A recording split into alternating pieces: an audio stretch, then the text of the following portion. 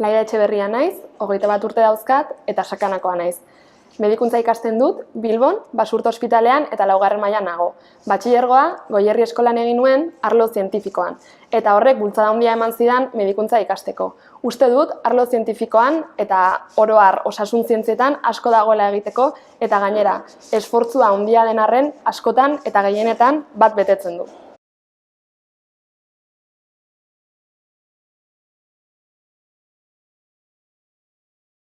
Kaixo, Bogdan naiz, 26 urte ditut. Ia ziraien bukatzen nuen gradua, oporeta jo nintzen Errumania, eta oporetan negoela, deitu didate enpresa batetik, eta orain lanen nabil, bulego teknikoan. Lana hori bilatzea lagundu dit modulo bat egitea,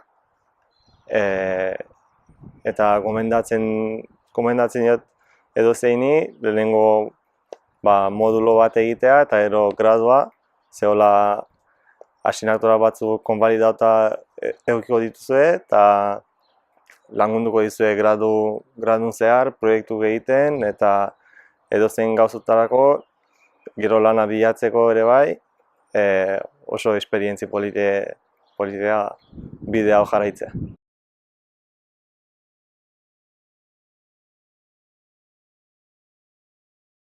Kaixo, Maitane Garmendia naiz, Beasaindarra eta 32 urte ditut. Ni Goierri eskorra etorri nintzen, pixka bide naturala zalako, enpresatatik gertu zeolako.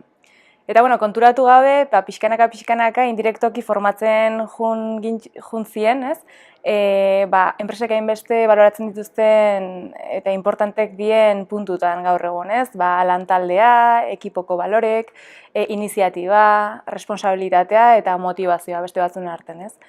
Gaur egun ikerlanen lanen nahi naiz, ikerketan gure inguruko enpresai gure ezagutza trasladatzen edo transferitzen, bai.